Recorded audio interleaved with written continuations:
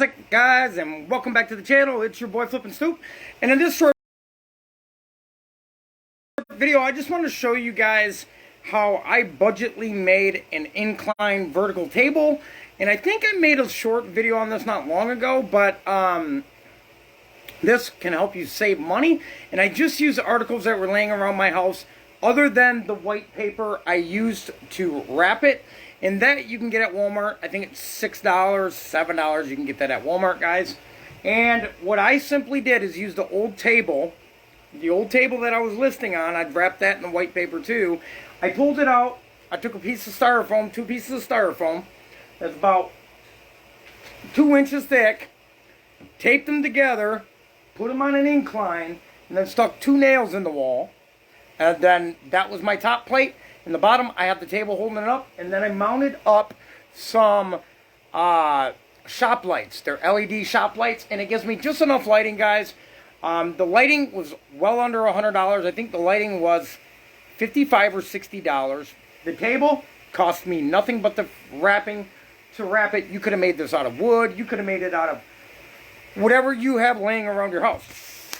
And I'm going to go ahead and show you guys what it looks like when I'm listing items. And then I use a stepping stool. I do have it to the point where I need a stepping stool to get up on, to get to the right angle. But as you can see, on the side here, it is literally just pink styrofoam. Underneath is a nail holding it up. Nothing like professional, guys. Then, excuse the mess of my floor. I let my dog down here, and she has a tendency of chewing on boxes. She likes USPS boxes. Don't tell USPS that, but she does. So that's really it, guys. This is my lighting system. There's light 1. There's light 2. I got both of those. I believe one was $38 and the other one was $19.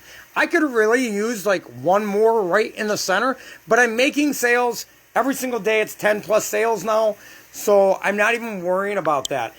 And the reason I really want to make this video is, in the beginning, guys, I literally took photos on my kitchen counter with a white sheet on the background.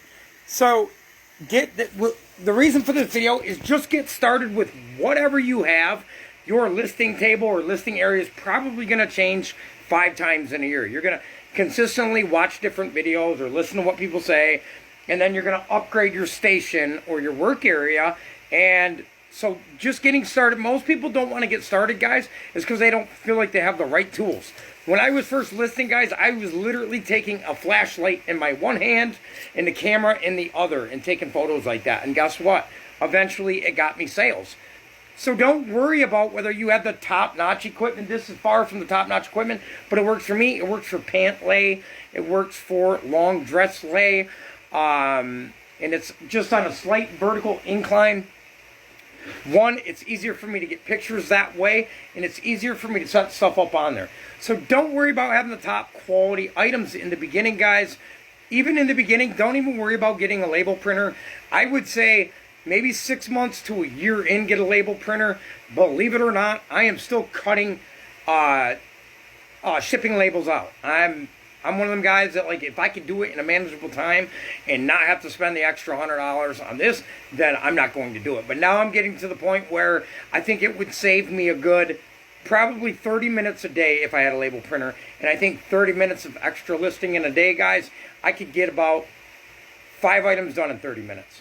4 to 5 items up in, actually more than that. So careful on thinking in the beginning, guys, that you need everything to, oh, I gotta have the lighting, I gotta have the drop cloth. You don't gotta have any of that shit to get started.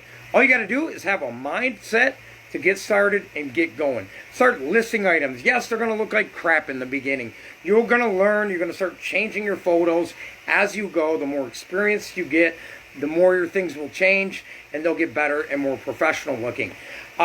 We are still at under 1,000 items in our store. By mid this coming week,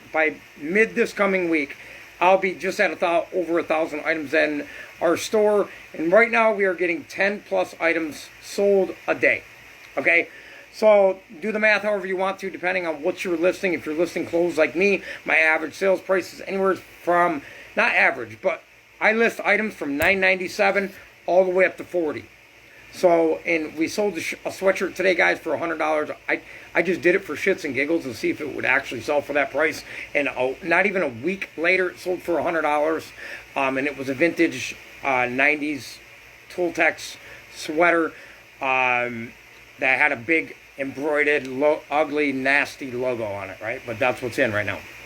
So don't get discouraged, guys, and don't expect serious growth your first 6 months. Actually, you're going to get a lot of growth your first 6 months if you stay consistent, because eventually what's going to happen if you're listing the same amount of items, Daily Refinement talks about resellers nirvana, and what he's talking about is if you list 20 items a day, eventually you'll sell 20 items a day.